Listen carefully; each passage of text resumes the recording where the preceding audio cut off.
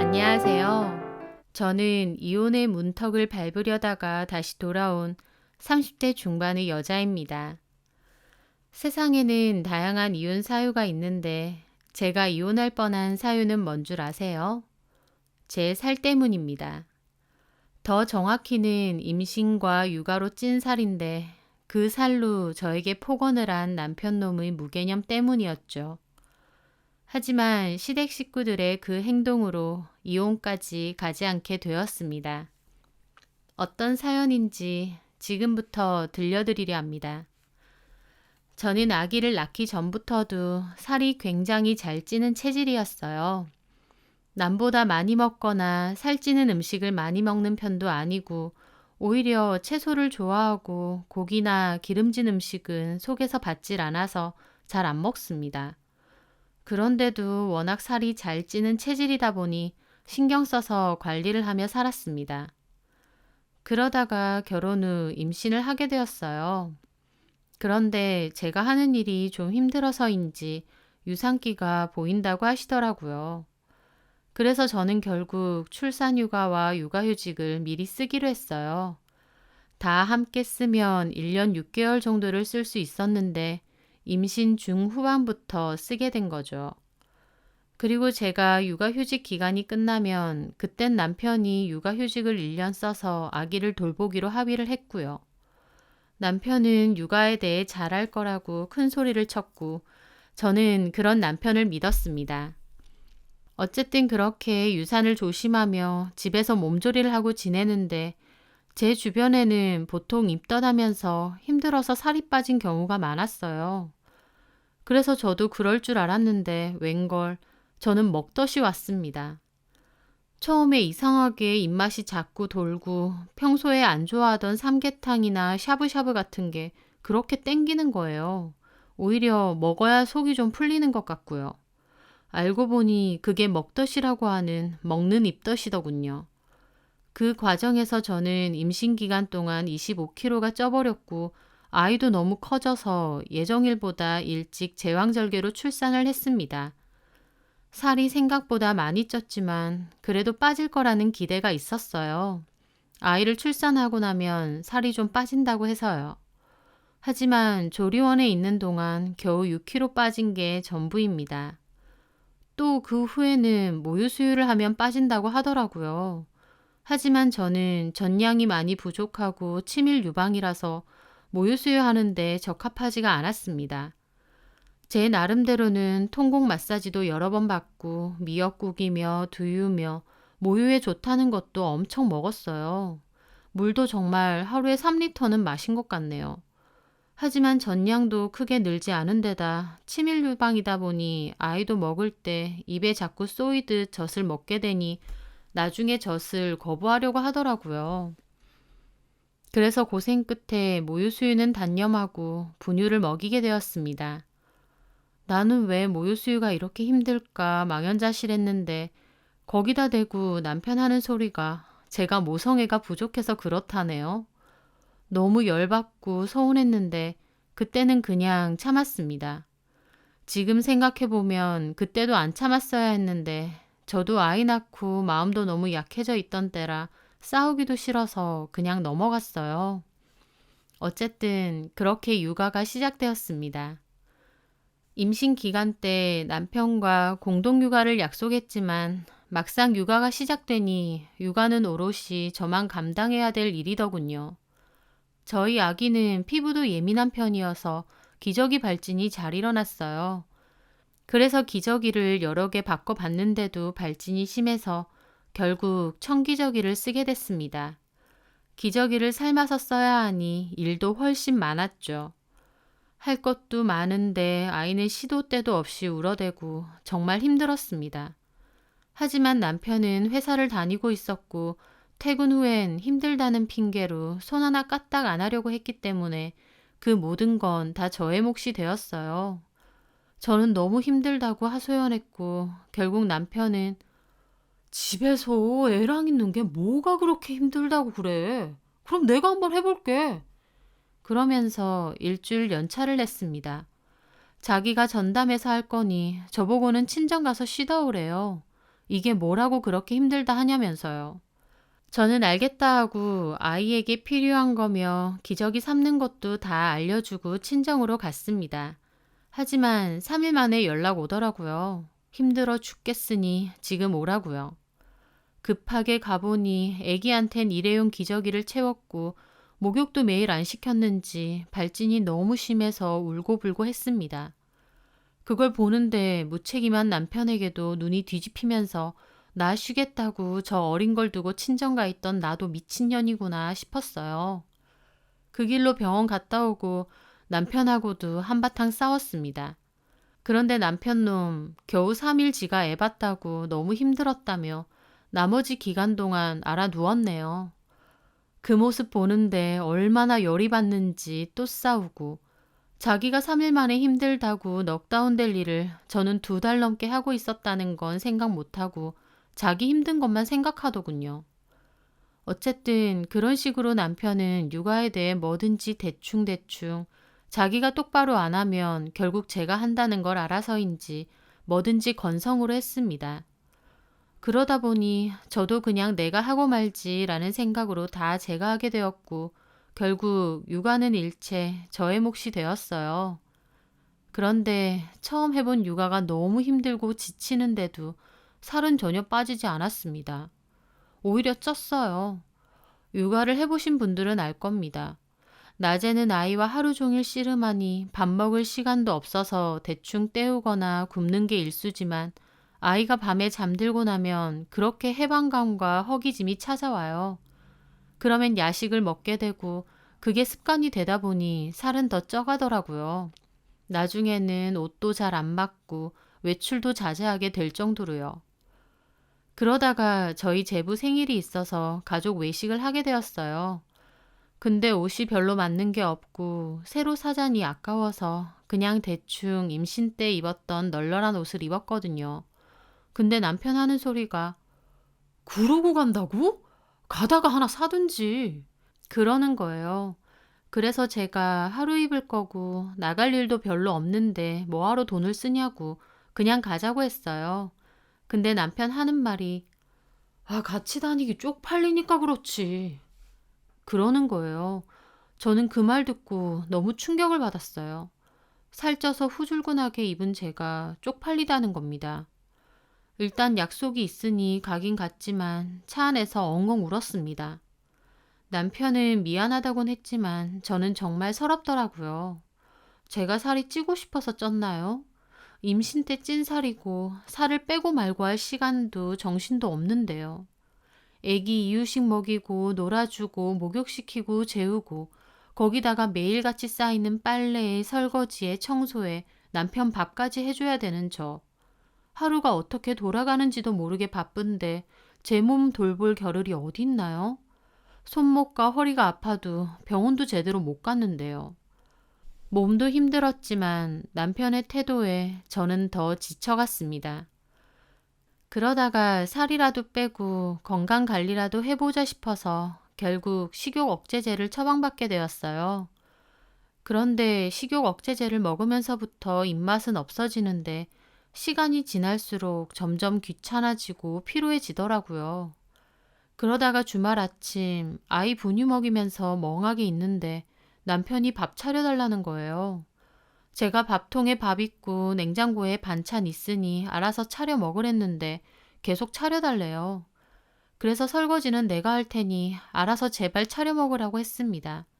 그랬더니 한다는 소리가 으휴 게을러가지고 그러니까 살이 찌지. 이러는 거예요. 저는 너무 화가 났지만 일단 아이가 있으니 참았습니다.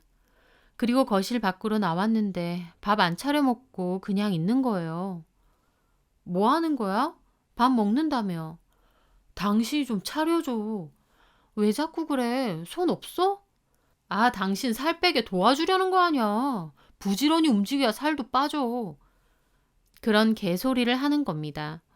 하루 종일 제대로 앉아있을 틈도 없이 바쁜 저에게 부지런히 움직여야 살도 빠진대요. 저는 결국 폭발했습니다. 야, 내가 하루 종일 얼마나 바쁜 줄 아니? 그리고 이런다고 살 절대 안 빠져. 노동이랑 운동이랑 같은 줄 알아? 좋아. 그러면 나 살 좀 빼볼게. 당신 퇴근하고 오면 운동 다닐 거야. 듣던 중 반가운 소리네. 운동 좀 해서 살도 빼고 그 히스테리 좀 그만 부려. 저는 그 길로 헬스장에서 PT를 끊었습니다. 그리고 7시 되면 남편 밥 차려놓고 아이 바운서에 앉혀놓고 기다리다가 남편 퇴근하고 집에 들어오면 바로 운동을 갔어요. 남편에게 아기 맡기고 운동하고 걸어서 돌아오는 시간까지 다 하면 3시간 정도 됐는데 남편은 애를 보는 둥 마는 둥 하고 제대로 씻기지도 않았더라고요. 그래서 저는 내일부턴 애기 목욕도 시키고 분유 먹여서 재우라고 했습니다. 남편은 자기 일하고 와서 밥도 먹지 말라는 거냐고 노발대발. 본인이 먼저 신나서 저보고 운동 가라더니 딱 하루 만에 저렇게 말하더군요. 나는 여태까지 그렇게 밥 못 먹었어. 내가 괜히 야식을 먹은 줄 알아? 애 재우고 먹던가. 저는 그렇게 말하고 계속 운동을 다녔습니다. 그렇게 2주일 정도가 다 될 무렵이었어요. 아무래도 살도 조금씩 빠지고 운동을 하니 활력도 돌아서 훨씬 낫더라고요. 그렇게 그날도 운동 가려고 남편을 기다리는데 남편이 퇴근 시간이 지나도 안 오더군요. 전화해보니 밖에서 밥 먹고 있대요. 나 운동 가야 되는데 왜 안 오냐고 늦었다고 하니까 대뜸 뭐라는 줄 아세요? 야, 나 너처럼 모성애 없는 여자 처음 봤다. 어떻게 살 뺀다고 애를 맡겨놓고 3시간이나 집을 비워. 너는 애 걱정도 안 돼? 어이가 없더라고요. 그래서 제가 그랬습니다. 웃기고 있네. 진짜 애 걱정이 아니라 네가 밥 못 먹고 애 보는 게 힘들어서 그런 거 아니야? 그리고 엄마인 내가 보는 건 당연하고 아빠인 네가 3시간 애 보는 거. 그게 뭐가 문제인데? 아빠가 애 보는 게 당연한 건데 내가 집 비우는 거 가지고 이 난리야? 나는 일한다고 나가 있는데 힘들게 들어와서 밥도 제대로 못 먹는 게 말이 되냐? 내가 나가서 돈 벌어오는 거 아니야. 저는 옳다쿠나 말했습니다. 말 잘했네. 나 3달 뒤면 육아휴직도 끝나. 네가 육아휴직 쓴다고 했지? 좋아. 어디 한번 두고 보자. 그땐 내가 돈 버니까 똑같이 해줄게. 제 말에 남편이 악다구니를 쓰더니 그러는 거예요.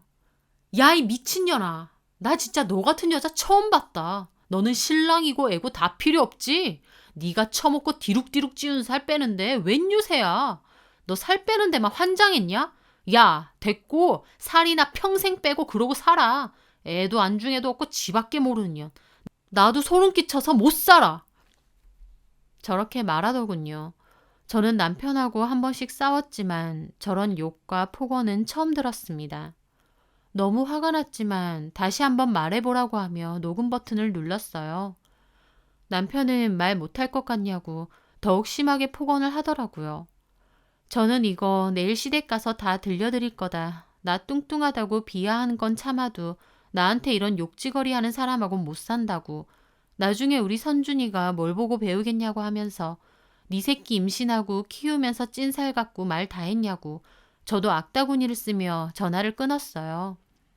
전화 끊고 너무 서럽고 결혼 잘못했구나 싶어 펑펑 울었습니다. 제가 우니까 아이도 울고 저도 그 모습에 또 울고 진짜 무조건 이혼할 거라고 다짐했어요. 시댁 가서 녹음한 것도 다 들려드리고요. 남편은 그날 들어오지도 않았고 저는 뜬 눈으로 밤을 지샜네요. 그리고 다음날 아이를 데리고 시댁으로 갔습니다.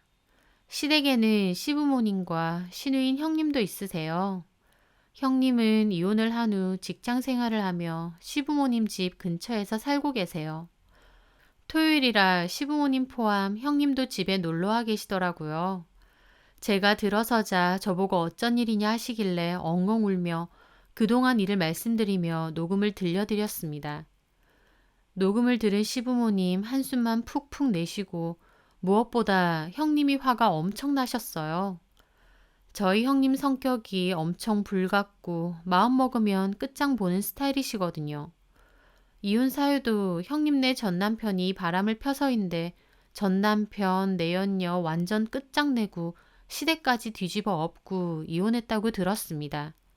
하여튼 엄청 여장부 스타일이라 남동생인 저희 남편도 꼼짝을 못해요. 나이 터울이 있기도 하고요. 그런데 저희 형님 녹음 듣더니 자기 일인 양 화가 나셨어요. 육아하면서 살림하고 지 케어까지 하느라 개고생하는데 마누라한테 저런 막말을 한 건 절대 용서할 수 없다는 겁니다. 시부모님들은 인품이 좋으시고 저희 부부에 관해 일체 터치가 없으세요. 하지만 그걸 듣고 나니 아버님은 내가 아들 잘못 키웠다 그러시고 어머님도 저에게 미안하다고 하셨습니다. 남편은 개차반이라도 저희 시댁 식구들은 덮어놓고 아들만 편드는 그런 분들은 절대 아니라는 걸 알기에 저도 이렇게 찾아온 것이기도 했죠. 형님은 우리가 다 알아서 할 테니까 올케는 걱정 말라고 하시더군요. 그러면서 올케가 도저히 이런 놈이랑 못 살겠다 싶으면 이혼하라면서 그건 올케 마음이고 결정이라고 해주시더라고요. 말이라도 그렇게 해주시니 참 고마웠습니다.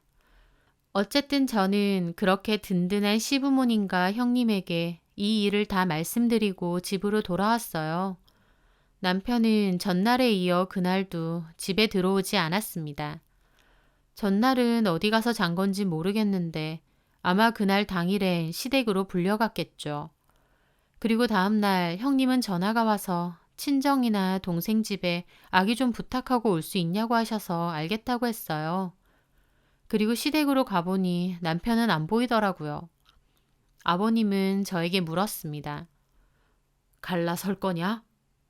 저도 차분하게 제 의사를 말씀드렸죠. 다른 건 모르겠는데 저한테 그렇게 욕한 건 평생 트라우마로 남을 것 같아요. 저한테 그렇게 말한 건 처음인데 무섭더라고요. 본인 감정도 조절 못하는 그런 사람과 더 살고 싶지도 않아요. 지금은 폭언이지만 나중에는 폭력까지 안 쓰리라는 법 없을 것 같고요. 제 말에 시부모님은 제 말을 이해한다고 하시더라고요. 그러면서 아버님은 네가 이혼하면 우리도 그놈 안 본다.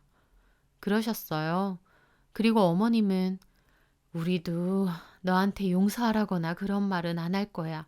근데 어제 진규 불러서 얘기를 들어보니까 지도 전화 끊고 엄청 후회했다고 하더라고.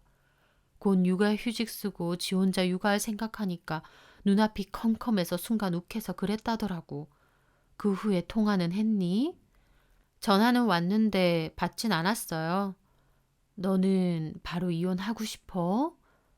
잘 모르겠어요. 하지만 지금 당장은 그 사람 보고 싶지도 않고 목소리도 듣고 싶지 않아요. 저와 시부모님의 대화를 듣던 형님도 입을 열더라고요. 나도 올케 얘기 듣고 녹음된 거 들었을 때 아무리 내 동생이라지만 이건 진짜 아니다 싶더라고. 이혼할 때 하더라도 한 달이라도 저놈 개고생 시키면서 벌을 줬으면 해. 진심 어린 사과도 받았으면 하고. 일단 한 달 동안 내가 데리고 있으면서 절대 너랑 선준이 못 만나게 할 거야. 그리고 지방 청소랑 집 앞 알아서 차려 먹고 빨래, 청소 다 지가 하게 할게. 주말에는 올케가 나가 있으면 올케네 집도 다 치우고 살림 해놓으라고 하고 올케는 그놈 집에 못 들어오게 집 비번 바꾸고 주말만 집 좀 비워줘. 여력되면 아이 친정 가서 지내도 되고 아니면 내가 저녁에 올케네 집 가서 선준이 봐줄 테니까 올케는 운동도 하고 친구 만나도 되고. 형님의 말에 저는 감사함을 느꼈습니다. 사실 팔은 안으로 굽는다고 화나면 그런 말 할 수도 있지 않냐며 자기 동생 편들 수도 있는데 오히려 형님이 나서서 제 남편을 벌주려고 하시더라고요. 감사해요, 형님. 근데 형님이 너무 고생스럽지 않을까요? 얼빠진 동생 둔 죄지. 내 동생 때문에 올케한테 미안할 뿐이야. 걱정 말고 올케만 좋다면 그렇게 하자. 그리고 나중에 형님에게 들어보니 전날 남편이 시댁에 불려왔을 때 신우가 남편 보는 앞에서 녹음을 다시 틀었대요. 저한테 녹음 파일 보내달라고 하셔서 제가 드렸거든요. 그리고 녹음된 거 끝나자마자 아버님은 남편 머리통을 때리셨다고 합니다. 어머님도 미친놈이라고 뭐라고 하셨다고요. 남편은 도리어 자기도 다 큰 성인인데 왜 때리냐고 난리치고 이걸 왜 여기 와서 쪼르르 얘기하냐고 하더래요. 그러면서 그까짓 운동 집에서 유튜브 보면서도 얼마든지 할 수 있는데 기어코 매일 3시간씩 나가 있는 게 이해가 안 된다 그러더래요. 자기 골탕 먹이려는 것 같다면서요. 형님은 네 새끼 네가 보는데 그게 왜 골탕이냐고 뭐라고 하셨고 이혼이라도 해서 영영 네 새끼 안 보고 사는 게 네가 원하는 거냐고 하니까 남편은 아무 소리 안 했다고 하더라고요. 그러면서 아버님은 네 잘못으로 이혼하는 거니까 이혼하면 얼굴 안 본다 그러셨고 형님의 제안대로 한 달 동안 누나네 집에 가서 살면서 반성하라 했다네요. 그러면서 형님은 너 육아휴직 이제 와서 안 쓰고 싶어서 꼼수 치나 본데 꼼수 치지 마. 너 이혼해도 육아휴직 써서 독박 육아하게 돼 있어. 대가리 굴리지 마. 그리고 남편은 시댁에서도 쫓겨났고 저희 집은 형님 말대로 제가 비번 바꿔놨으니 올 수가 없었어요. 애초에 아버님도 한 달 동안 저랑 아기 있는 집에 얼씬도 말라고 경고하셨고요. 그리고 형님은 자기 집 비번 찍으면서 한 달 동안 무조건 여기 와서 지내라고 했다네요. 형님이나 시부모님이나 다 제 마음 헤아려주고 어떻게든 남편에게 벌을 주려고 하는 것 같아 감사하기만 했습니다.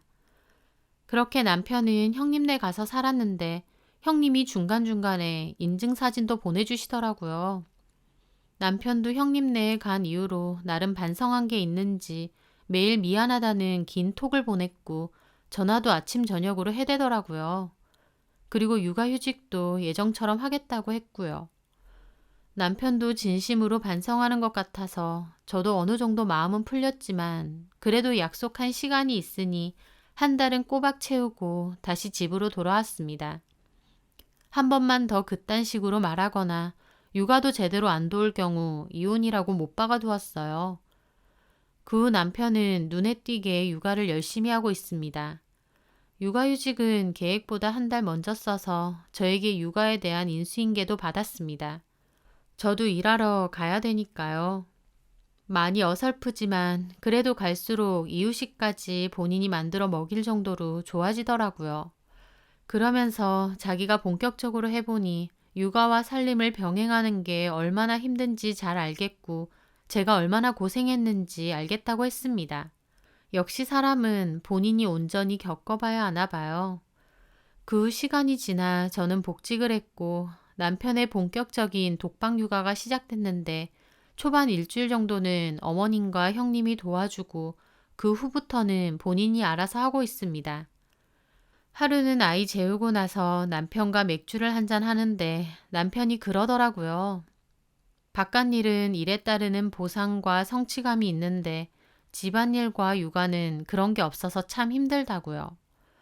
게다가 집에서 아이와 있다 보면 정신적으로 고립되고 자존감도 떨어지는 것 같은데 자기가 저에게 그런 말 했던 건 참 미안하다고 하더라고요. 남편도 진심으로 저에게 사과를 하는 것 같은데다 기도 많이 꺾여서 저도 그때의 폭언은 그냥 없던 일로 묻어두기로 했네요. 자식이라고 무조건 덮어놓고 아들 편만 들지 않고 잘못된 건 잘못됐다 혼내키신 시부모님. 그리고 제 마음 헤아려주면서 일부러 동생 교육시키려고 한 달간 데리고 있으시기까지 했던 형님이 있었기에 저도 이혼하지 않고 마음의 상처도 회복이 됐던 것 같습니다. 남편 복은 몰라도 시댁 복은 있는 것 같아요.